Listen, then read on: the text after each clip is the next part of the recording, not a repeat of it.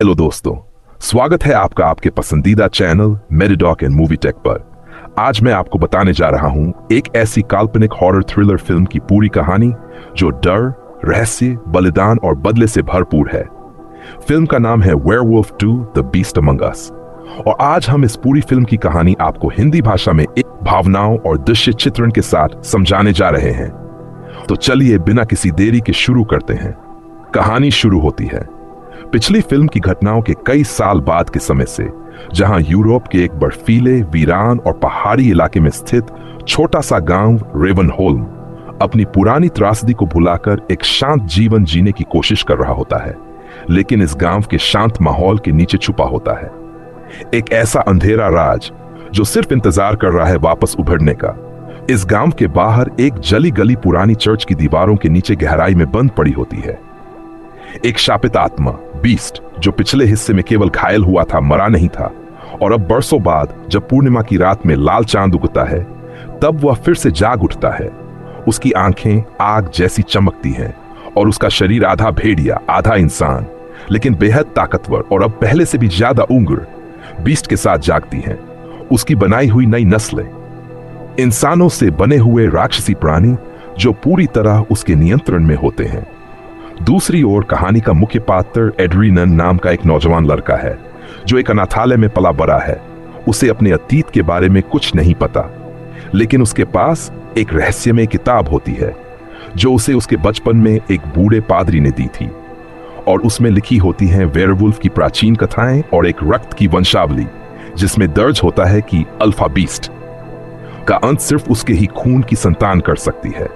Adrian को धीरे धीरे अपने असली अतीत का पता चलता है कि वो उस प्रसिद्ध वेयरवुल्फ शिकारी ल्यूक का बेटा है जिसने पहले भाग में बीस्ट से लड़ते हुए अपनी जान गंवाई थी जब बीस्ट गांव के आसपास के क्षेत्रों में हमले शुरू करता है।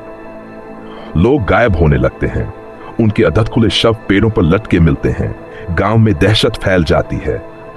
एड्रियन अपने पिता की किताब और बचपन की दोस्त एलिजा के साथ मिलकर उस रहस्य को सुलझाने की कोशिश करता है कि आखिर बीस्ट को कैसे रोका जाए।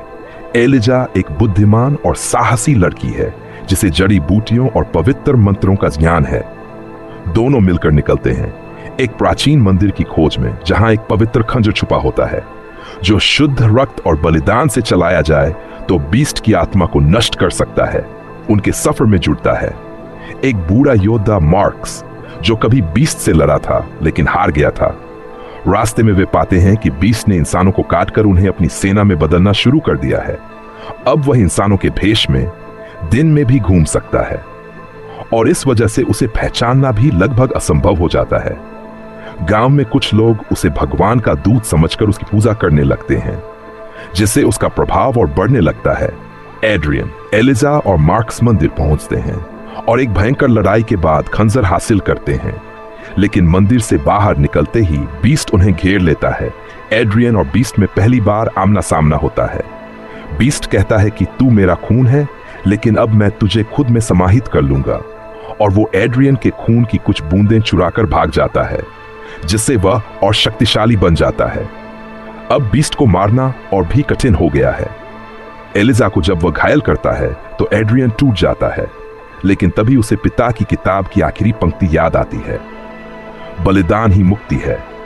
वह समझ जाता है कि बीस्ट को मारने के लिए उसे सिर्फ खंजर चलाना नहीं, बल्कि अपनी आत्मा को उस शुद्ध लौ में मिलाना पड़ेगा जो बीस्ट को नष्ट कर सकती है। फिर आता है फिल्म का क्लाइमेक्स। गांव का चर्च, रात का समय, बाहर बारिश हो रही है और अंदर एक पवित्र वृत्त में एड्रियन, एलिजा और मार्क्स खड़े हैं। चर्च के बाहर बीस्ट और उसकी सेना का हमला शुरू हो जाता है। ग्रामीण डर के मारे भाग रहे होते। मार्कस खुद को बलिदान देता है और सेना को रोकता है। एड्रियन और एलिजा बीस्ट को चर्च में खींच लाते हैं और वहां होती है सबसे भीषण टक्कर। बीस्ट एक दानव की तरह गरजता है, उसके पंजे आग की लपटें छोड़ते हैं, लेकिन एड्रियन बिना डरे उसे चुनौती देता है।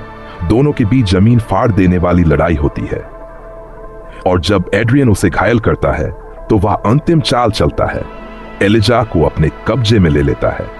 लेकिन एड्रियन खंजर को अपनी छाती में घोंप देता है और उसी खून से उसे चलाकर बीस्ट के सीने में वार करता है। पूरा चर्च आग की लपटों में गिर जाता है। बीस्ट की आत्मा धूं धूं कर जलती है और आकाश में गायब हो जाती है। लेकिन एड्रियन भी उसके साथ ही खत्म हो जाता है। सुबह होती है, गांव में शांति लौटती है। लोग एड्रियन की प्रतिमा बनाते हैं और उसे रक्षक देवता का दर्जा देते हैं। एलिजा उसकी किताब और खंजर को एक पवित्र गुफा में छुपा देती है ताकि अगर बीस्ट फिर कभी लौटे तो अगली पीढ़ी तैयार हो। आखिरी सीन में एक बच्चा एड्रियन की प्रतिमा को हाथ लगाता है और उसकी आंखों में हल्की सी चमक उभरती है। फिर एक फुसफुसाती आवाज आती है, बीस्ट खत्म नहीं हुआ, वो बस सो रहा है, और स्क्रीन ब्लैक हो जाती है। धन्यवाद दोस्तों, ऐसी ही डरावनी, रोमांचक और भावनात्मक कहानियों के लिए जुड़े रहिए हमारे चैनल मेडिडॉक एंड मूवी टेक के साथ। मिलते हैं अगली कहानी में।